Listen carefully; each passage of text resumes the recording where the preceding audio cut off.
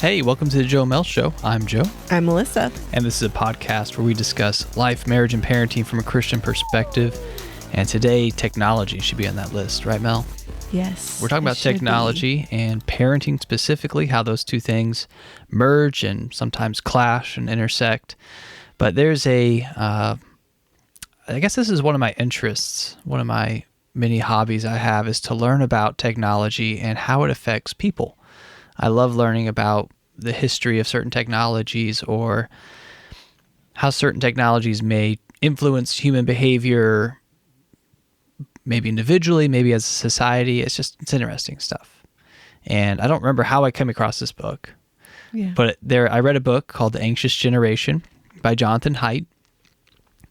And I maybe wonder if he was a guest on a podcast I listened to, or maybe he was referred to, I can't remember. He's written several books about young people growing up, maturity, society. He's a psychologist by training, and he teaches at a university somewhere in the East, I think. I can't remember exactly. And his personal perspective, he's clear about this in his books, is he's got Jewish heritage, but he is atheistic in his beliefs. But I think we should take Jesus' command to be wise as serpents and harmless as doves and learn from people who've done research and take the things that are good and leave the things that are not so good, leave them behind. And just like anything else in life, right. Find the good things, spit out the sticks. Eat the hay, spit out the sticks, I think is how the saying goes. Yeah. And so I read this book with my cautionary glasses on. I wanted to make sure that the things I was reading and getting out of it were useful to me. And if they weren't, I was going to stop reading the book. But there's so much data that he's collected from specifically Gen X young people, and you really can't argue with these data points and these statistics. And I think it's really powerful. And I think this should be a required reading for all parents. And I don't think that about a lot of books. I mean, there's a lot of great parenting books, and this is not a parenting book. This is a book about the measurable effect technology has had on our current teenagers and younger, Gen X, and people born after, I think, 1995, somewhere around there. You and I would be considered millennials because we were born in the 90s. You barely in the 90s, but me a little deeper in the 90s. So that's where this book is coming from, and I picked it up, and I just couldn't put it down. I absolutely love learning about all the studies he's done, all the data, the research, and there's real life application points you can get out of this. And it's not meant to scare you. There's certain parts that are certainly scary. Yeah. But I can't tell, Mel, how many times have I said, oh my gosh, I see this. Yeah. I recognize. That's what was so cool about you sharing all of these things with me. Because again, when you were sharing these experiences, these statistics, this data, I was thinking, wow, no, this is totally true. That explains this or that explains that. Mm-hmm. And it was incredibly helpful, incredibly eye-opening too. Yeah. I'm around teenagers all day, every day. I'm a teacher. And I've been teaching long enough to see trends. And not a lot has changed over the last 9 years. It seems the most common factor is that all of my kids that I teach, I say almost all, 99% maybe, have had smartphones in their pockets before I ever met them. So I've only taught daily cell phone users. I've never taught generations older than that, right? So other teachers can tell me stories about how things have developed. But there is something uniquely different about this generation in that they have full access. For the most part, I'm going to use some generalizations here just to make points, but they have full access to the internet in their pocket 24/7, totally unrestrained. And they've had that since pre-puberty ages, 8, 9, 10, 11 years old, boys and girls. And so Jonathan Haidt in his book, his main premise, the book is called Anxious Generation. The main premise is that the rise in anxiety and depression, meaning clinical or diagnosed anxiety disorders and depression disorders, the rise in that for Gen X students matches with their use of technology, meaning Wow. there is a clear mark in saying that once we've started giving kids phones younger and younger, access to the internet younger and younger, social media younger and younger and younger, with that rise in use, so has risen the occurrences of anxiety and depression. And that's alarming because parents give their kids technology. It's the parents that are giving and to his point, he said a lot of parents do it ignorantly. They don't know the risks or the dangers that their students may encounter. But some of the things that are mentioned up pretty early in the book are the fact that kids need time to play. They need to experience play, and free play, not structured play, but the opportunity to go out and make games up with friends and to learn natural consequences. Oh, we made this rule and then my friends didn't like that, so we changed it and we modified it so we can get along. And having those face-to-face conversations and communications are so important in the development of a child. And he said, according to Jonathan Haidt, one of the things that has shifted for specifically this current generation of young people is that now kids are playing more and more digitally. Okay. They're not spending as much time outside. They're not free to roam around the neighborhood.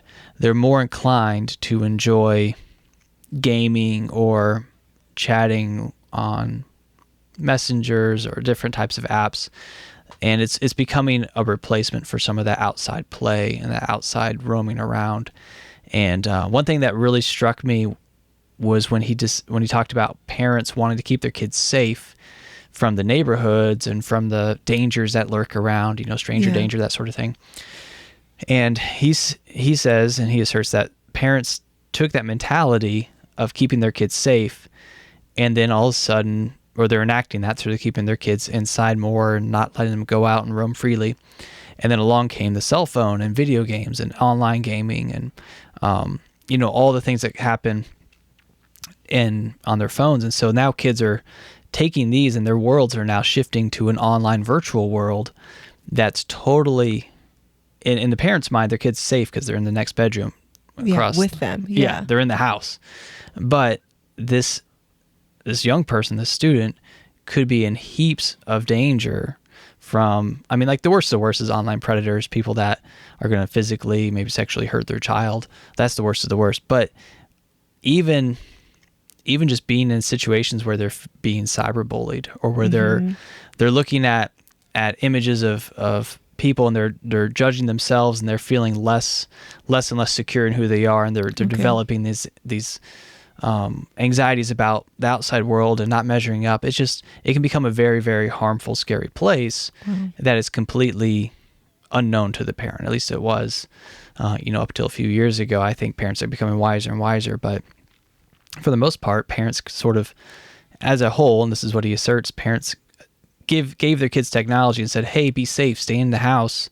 And yet that opened up a whole black hole of maybe some not so great habits and not so great mental states for their kids to be in. So what are some of the statistics that shocked you that you read in this book that you shared at the beginning? You were able to see the data that he gave in his book, and you were able to see it in real time. Like you've seen, whether that's students or other people you've encountered in your life, that explained maybe the struggles that they had, or whatever that may be. Yeah. So one thing that he does, and he has a lot of statistics and graphs in this book, I highly encourage you to check it out. At least, if you have a local library nearby, at least check it out. You don't have to read the whole thing if you're not interested in it, but at least browse through it, go to sections that you think might interest you. But he calls the years from 2010 to 2015 the Great Rewiring. And what he means by that is those are the years where cell phone use amongst young people just exploded in popularity. And there's several factors that play in with that, why he chose those particular years. It's after smartphones have gotten some traction, and really it's when cell phones started becoming normal for kids to carry, right? And there's one statistic here that I'm looking at, I took some screenshots, shows that the daily time with friends by age group. This is face to face, and all of the age groups, 15 to 24, 25 to 34, 35 to 64, all of them have declined. The amount of time, daily time with friends by age group has declined. The place where it declined the most is in teenagers, 15 to 24-year-olds, I guess teenagers and young adults.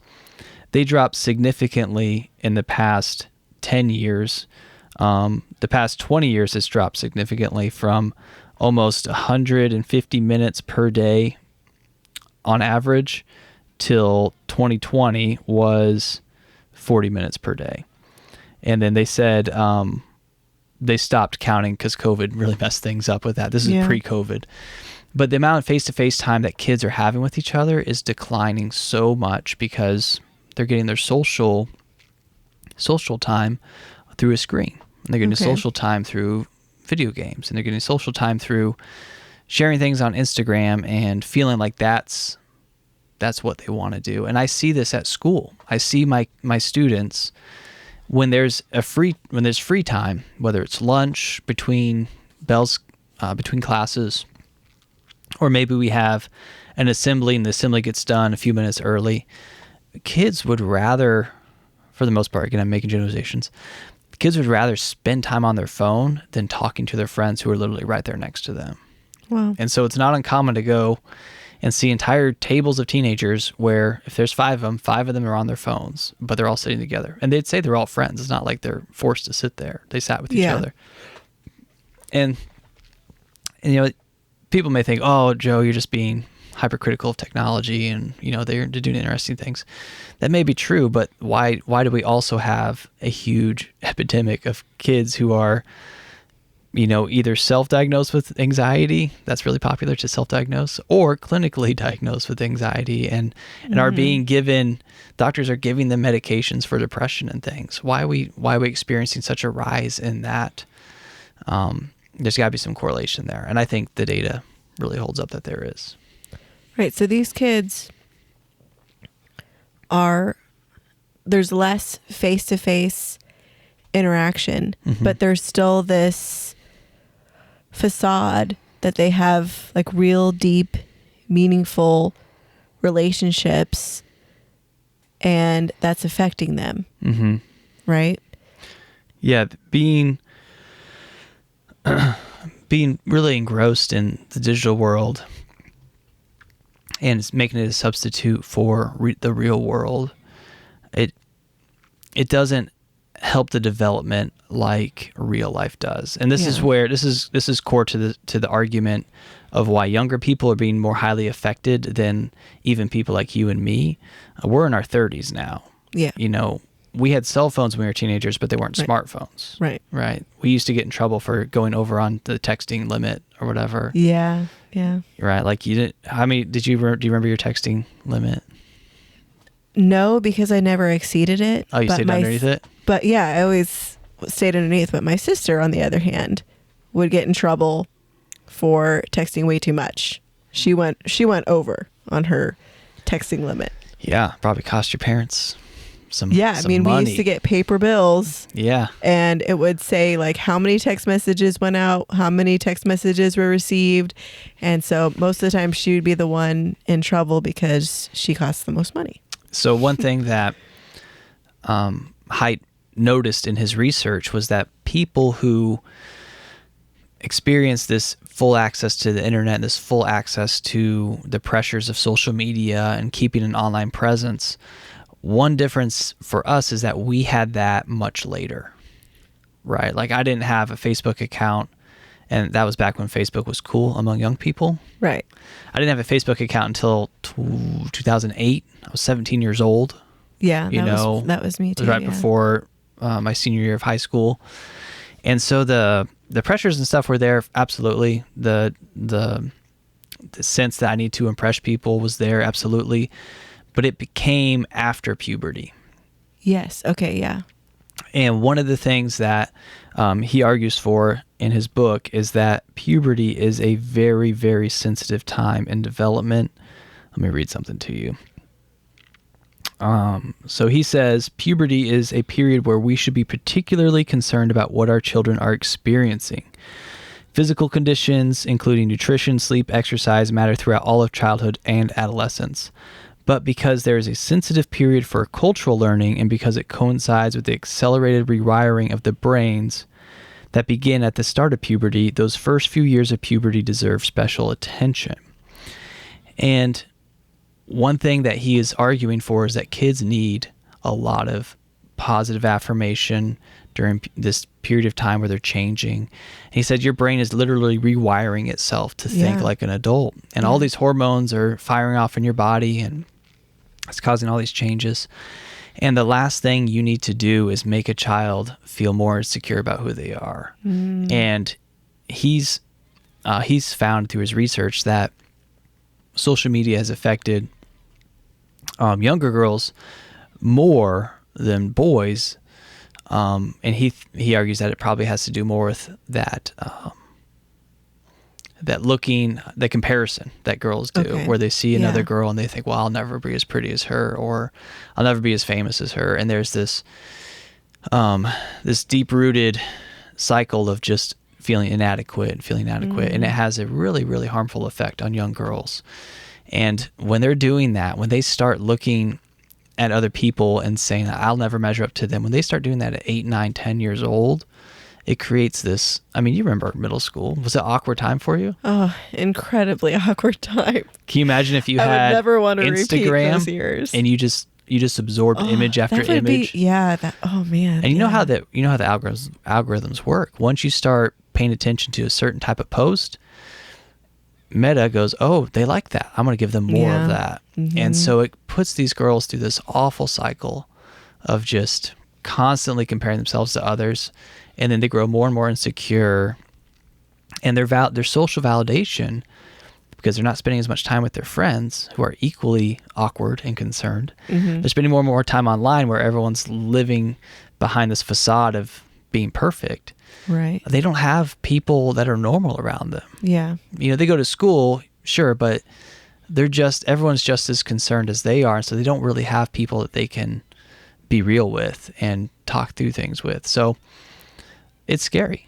And that's one of the things that, you know, as parents, we want to protect our children from dangers in the real world. We also want to protect them from these virtual worlds that can create mindsets that are negative about themselves or that are harmful to them. You know, because even something as innocent as an Instagram account where you share photos of yourself, for someone who's developing who they are and their sense of identity, it can really be harmful to them. Yeah. You know, when they learn that, oh, I can post pictures of myself and they get likes or they get comments. Likes and comments. And if they're not getting likes and comments, but their other friends are, then it can really, really hurt someone's self-esteem. Yeah. What did he say about boys that are going through puberty? What did he say about that? How does it affect them? So for girls, it's comparison, but what is it for boys? I don't remember all the details on the boy side of things. It certainly has a negative impact on them. One thing that he noticed specifically with boys was boys are more likely to be addicted to video games than girls are. Okay. And they're more likely to spend endless hours playing video games, whereas girls are more likely to spend endless hours just flowing through social media, pictures, TikTok, things like that. Boys do that too. You know, it's not a black and white situation, but the thing that he noticed about boys was that the more time they spent in the virtual world, the more acceptance they got there, whether that's online video game community, even other online communities where there's interaction, the more they wanted to live in that world and remove themselves from the real world. Okay. And one of the side effects was a failure to launch. And they found that more and more students, more and more boys, I should say, who live this highly virtual world were the same boys who continue to live at their parents' house after graduation. Okay. And there's a word for it in, I should have taken a picture of this. I don't have the book in front of me right now. But there's a word for it in this certain part of Japan, I believe, where they have an acronym because it's so common for these young adults. They're adults. Wow. For these men who are not in school and not not meaningfully employed. They have a name for it. And what they've tracked is that those boys who are not employed and not in school are typically the ones who are playing a lot of video games or in these online communities. And it's where, again, going back to the whole safety thing, maybe growing up, their parents thought, hey, my kids are safe, they're in the home. But if they're getting an addiction to a virtual world that's going to hinder them in the real world, that's something we as parents need to take very, very seriously and monitor. Because these young men also deal with insecurities and also deal with feeling inadequate, but they find some acceptance in a virtual world, so they tend to stay there. And so that becomes their safe space. Yeah, they avoid risk. They avoid maybe looking foolish. Because again, what do you see for male role models? What's the ideal male? Well, it's a football player, right? It's a basketball player. It's someone who's extremely funny, like a comedian. It's someone who's not afraid to go out in the real world. And if someone doesn't feel like they are that thing, then they're going to stay where they feel safest. Yeah, I remember you talking about, as you were reading this book, talking about that's why it's important for free play in children, because especially boys, because they learn how to take those risks and they learn how to kind of toe the line, so to speak, to where when they maybe master something that they took a risk in, that it builds up that confidence. So when they're not experiencing that free play and instead they're switching it to gaming and that's making them feel safe, they're just less apt to take risk, which equates why some young adults are experiencing failure to launch, because they didn't take risks. They didn't learn how to manage and take risks.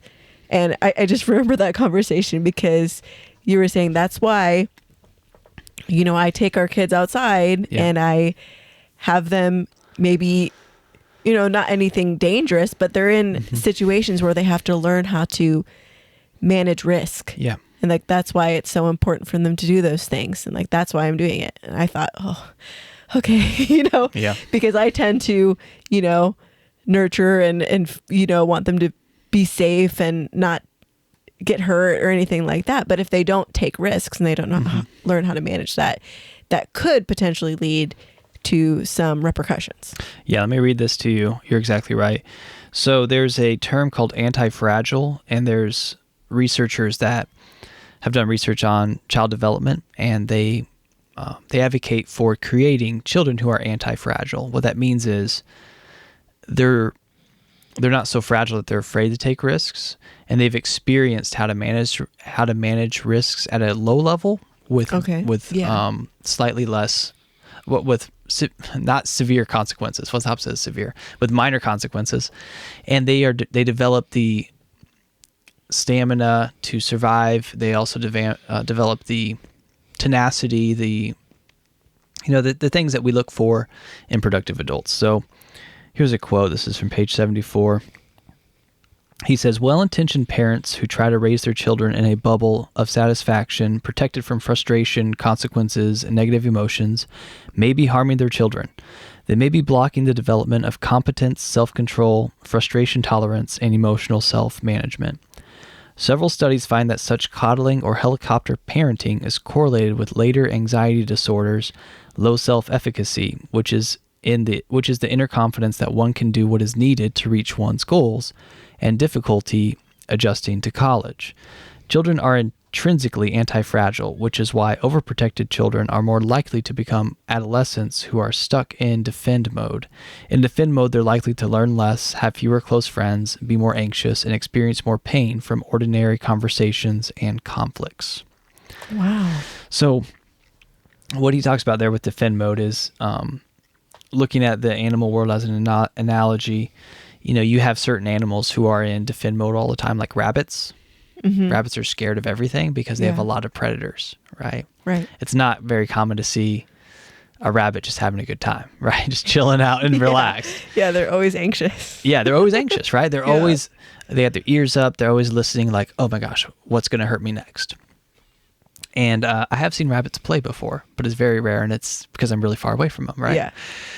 And he made an analogy to other animals who are more predators, but maybe not. Maybe they don't have predators. And you can see those types of animals playing together all the time, right? Think about bears, for instance. You see bear cubs playing all the time. You see a mom bear like get mad at them, but just brush it off and keep on playing because they don't have predators.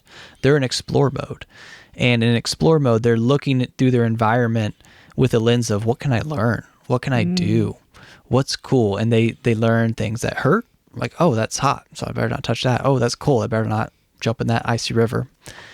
Whereas when you're in defend mode, you think everything is out to get you. Okay. And one of the consequences of overparenting is safetyism, which is another section of this book, is that it creates children who live in defend mode because they think everything is out to get them. Right? Yeah. There's a boogeyman behind every corner, that every adult is a predator in disguise, and I can't trust any adult. And it creates this sense of fear that pushes kids towards anxiety disorders and just being constantly afraid. Yeah. And That speaks to me a lot.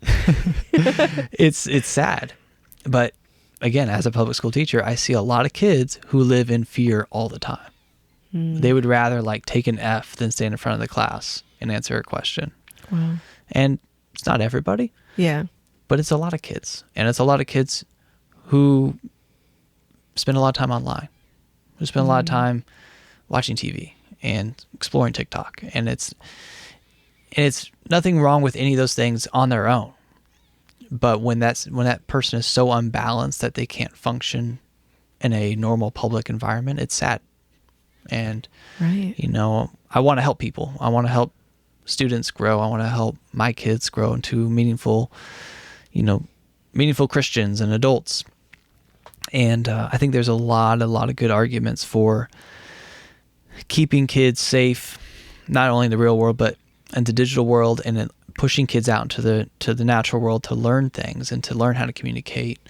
And just the other day, I remember my son, Silas, I can't remember what he needed. He needed something or was going to do something, and instead of me going to the adult, I said, Silas, why don't you go ask that person for something? And I wanted him to like go through that process of talking to an adult that's not his parent or his grandparent. And just because I want my kids to feel comfortable in the real world. Yeah. Yeah. I mean, that's part of our job as a parent is to help our children encounter these things. I don't ever remember, sometimes I forget about those experiences, like talking to adults that I'm not related to, or, even something as simple as ordering from the menu for the first time without my parents ordering for me. I mean, those are really important things. Those are small things that you have to learn how to do. And, as parents, we need to put our kids in those scenarios and, not allow our children to stay in this so-called safe space of just creating these online friendships. Not that they're inherently all bad, Right. but just that when that's what all that they have, it makes them less adaptable in this world. Because I mean, we have to be in this world. There's going to come a time where they have to be a part of it, and we want to set them up for success.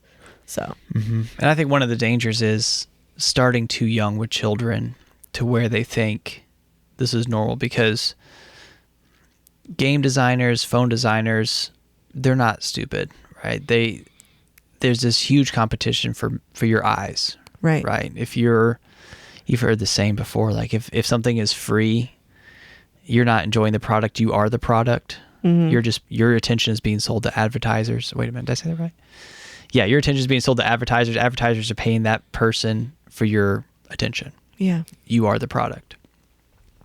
And so we want to really be careful that we're not pushing our kids, we're not putting things in front of our kids early that will become addictions for them later on, or that'll become a new way of thinking for them, because you do want kids to experience struggles, right? You want them to know what pain is. I mean that in like a very minor way, right? I'm not afraid to watch my kid fall on his bike, 'cause I'm like, that's how you learn, right?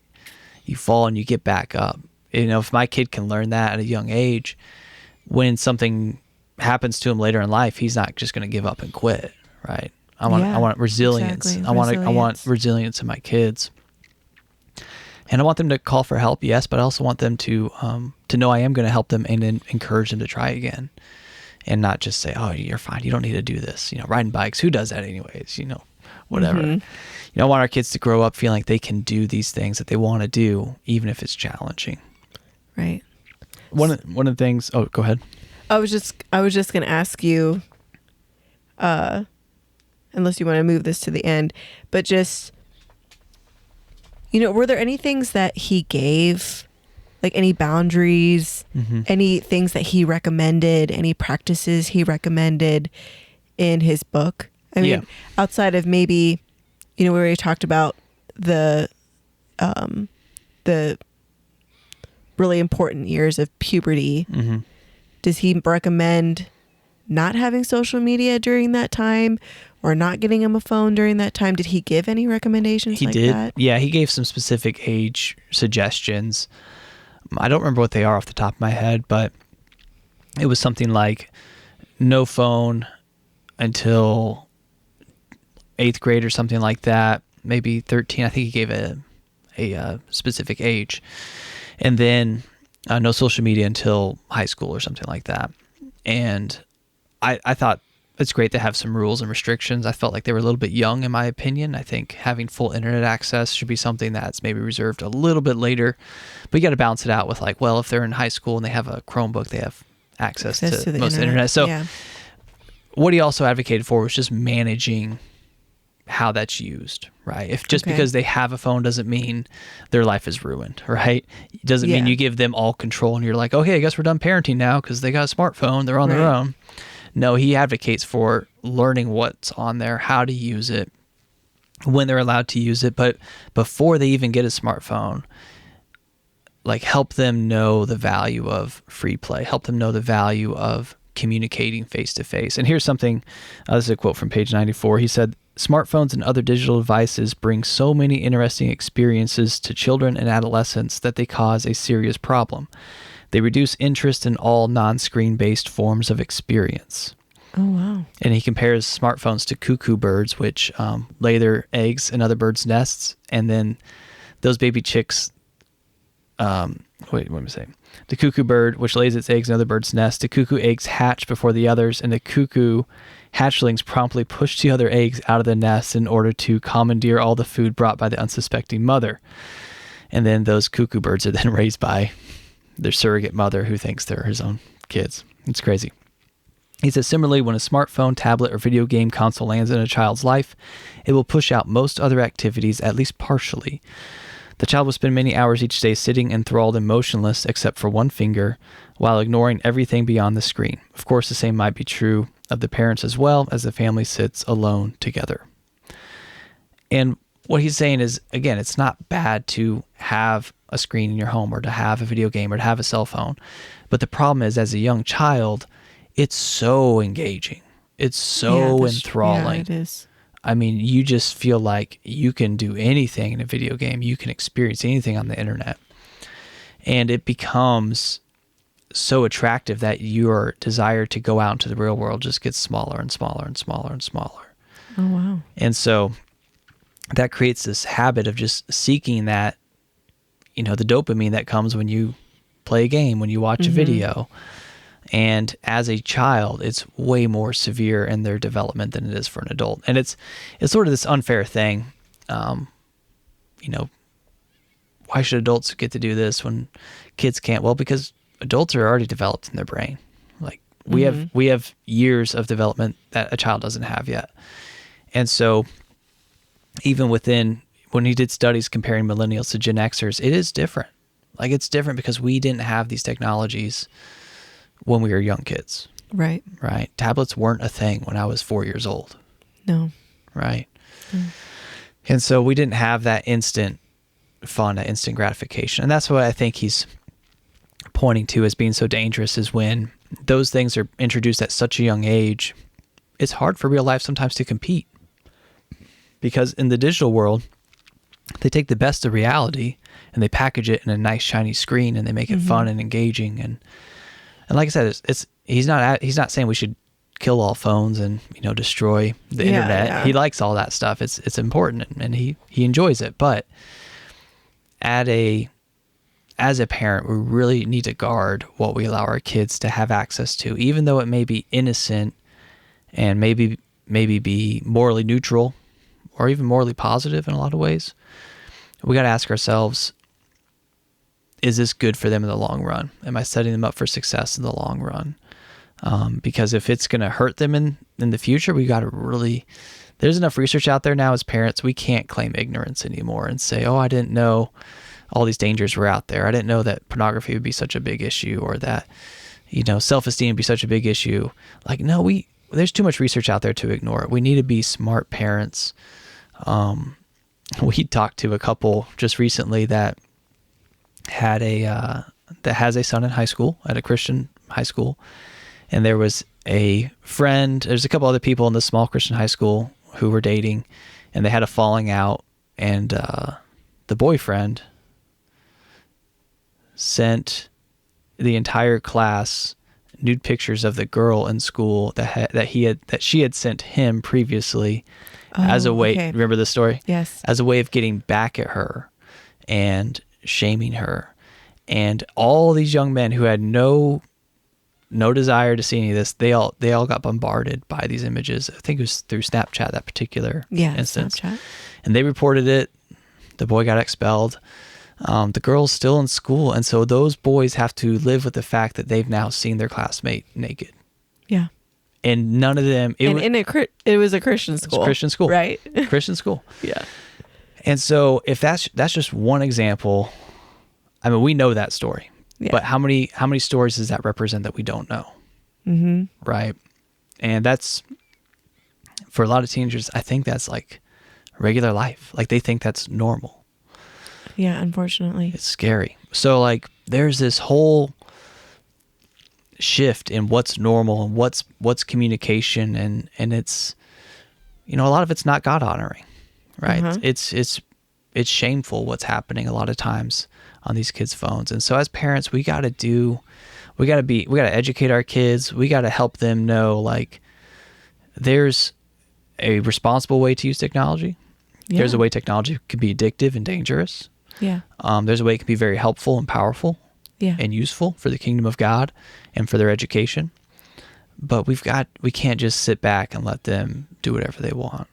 Right. We can't have an apathetic approach. And that's why I so appreciate you I love that this is such an interesting topic for you, because you are pursuing the research. You are pursuing, what people are saying, what experts are saying, and what they're sharing. Because I think that's helped us and the dynamics we want to create in our own home. And I think that's what parents need to do. You need to research, just like researching whatever it may be, the car you want to get, or why the stove doesn't work, or why the stove doesn't work. We just experienced that. We do those things because we want to be good stewards with what we have, right? Same way with our kids. We want to search out anything that we can to help our children when it comes to technology. Again, I'm so thankful that you're reading these books and you're sharing these things with me, and you're listening to podcasts that recommend these sorts of books or anything, because it's been so helpful. And just like you said, I love that there's research now that can definitively say this has affected these kids. Like, this is harmful to them. Here's why. And now we have access to that. Yeah. Because we didn't, our parents, they didn't know. They didn't know. And it didn't negatively affect us as much as it is negatively affecting younger adults. Yeah. and teenagers now. Mm-hmm. And so that's why I'm so glad there has been some time lapsed to where we can see this, and now we can take that in and we can make better decisions for our kids. Mm-hmm. You know? Yeah, and it begins with being a good role model. Right. You know, Yeah, if that's all the way it if all always you do starts. as a parent is sit around and play on your phone, and then you're like, oh, I listened to this podcast by Joe and Mel, and they said technology's bad for kids, so you guys go play with blocks or something. You know, go outside, hit Well, I sticks sit against here, trees. yeah, on my Well, phone. I got like 24,000 more TikTok videos to watch. If you're setting a bad example for your kids, Right.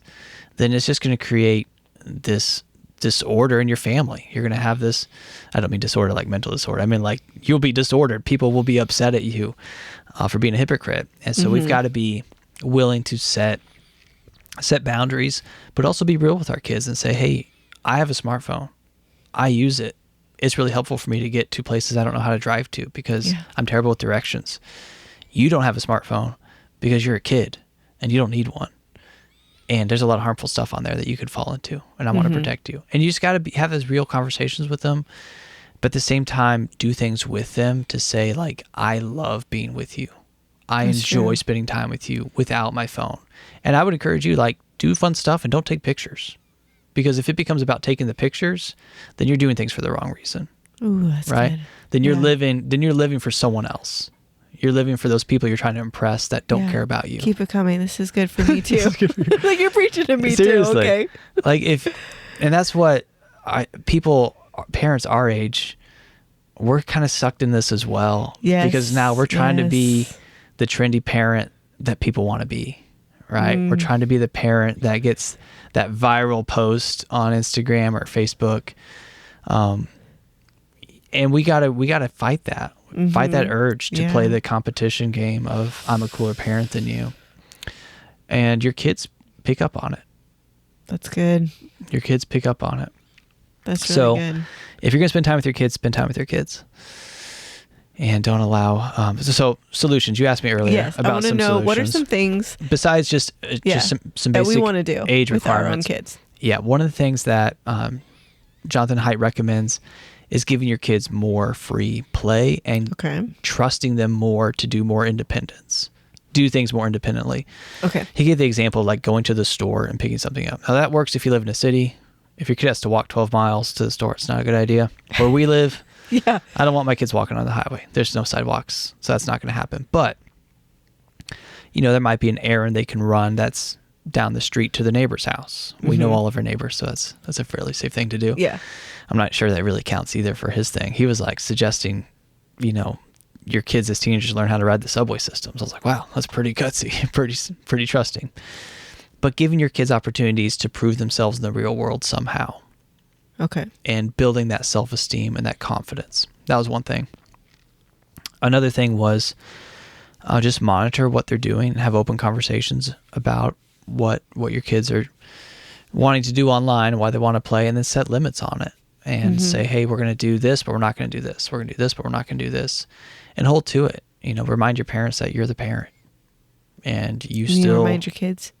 Oh, what did I say? You said remind the parents. That might be necessary too. I'm just kidding. remind yourself that I'm the parent, and remind your kids that you're the parent. And it reminds me of this guy that spoke at our school the other day. He made a joke, and it went over a lot of the teenagers' heads, but I caught it. I thought it was hilarious. He said, my kids like playing on their iPads, my girls when they were younger, but I know they needed sleep. And when they threw, like most kids, they threw fits. They said, oh, we want to play for 30 more minutes. And he said, I did this one thing called parenting. And I said, no. And I took him away and I charged him in my bedroom. And I was like, yeah, way to go, man. You be a parent. Be the parent. I did this thing called That's parenting. something my mom always says. Yeah. You're the parent. You're the parent. So be the parent. And then just basically be involved, be aware of what's out there, and in a sense, be more scared of what your kids could do online than what they could happen in real life. There's this testimony, this girl, testimony is not the right word for it. It's the story of a girl who, I guess she wrote an open letter to a newspaper or something. And she was saying how her mom did everything she could to keep her safe. And her mom said, her mom was saying that, oh, my daughter's safe. She's in the room right next door. But the daughter said that my mom had no idea that I was deeply addicted to pornography, one wall away from her. And she said she felt like dirt and garbage and just had this awful experience. And she was kind of blaming the mom, which may have been a little harsh, ungraceful, but it needed to be said, where the mom was thinking that her daughter was safe because she was in the house. But really, because that mom bought her a smartphone, that girl's life was turned upside down. And she encountered dangers and risks that she had no idea were out there lurking for her. And the mom was blissfully unaware that her daughter was experiencing such horrific things. Wow. And so we got to be careful. If it's accessible, and again, I was like this. I can be honest, as a young teenager, I was very interested in everything. And so when I got internet access, I was like, I'm going to search everything up. And I found a lot of things I shouldn't have looked up. And I found a lot of rabbit holes that took me places I didn't expect to find. And I was like, I didn't know that was out there. And this was out there. And it was, what was I doing? I was exploring, but I didn't have that maturity to know where to go, where not to go. Yeah. And so you want to really help your kids through that and create open conversations. No, that's really good to set those boundaries, to let your kids take risks, and to delay that gratification. I think that's something that will be, as our kids get older, it'll be harder because basically all their friends, given the circumstances, most children will have a phone. Yeah. Or other devices. And, for us, I guess we haven't solidified everything that we're going to do. No, but we're definitely delaying things. Yeah. And we'll be managing those things as they come up. Because we can't just say we're never going to give our children any of these things, but we're going to be very mindful and set those boundaries. And we're going to know these years, especially puberty. Yeah. Thinking through those things. Like, is this a good thing to give my child at this young of age? Yeah. So. And that's the crazy thing is parents give them what could be that child's worst enemy. Parents are paying for it month by month, thinking they're helping and they do it out of good intention. Of course. Parents, what's a better Christmas gift than a new iPhone, right? That's what all kids want. I know. That sounds just so fun to get your child the screen. I mean, our kids ask us. Yeah. They ask us for screens. Yeah. And I've thought it'd be so fun. And then I remember all these things we're learning.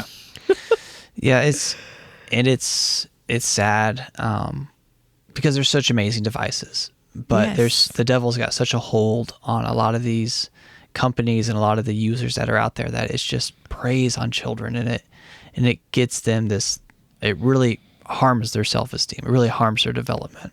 Right. And I can say that because there's researchers that have done the work to research all this out. That's what I like about this. It's not even our own personal preferences. No. It's literally scientific data. This guy's not even a Christian, and yet this guy's not even a Christian. He's saying things that are just so, I guess, easy to believe because of the statistics that he can provide. And there's a lot of great scientists that back this up as well.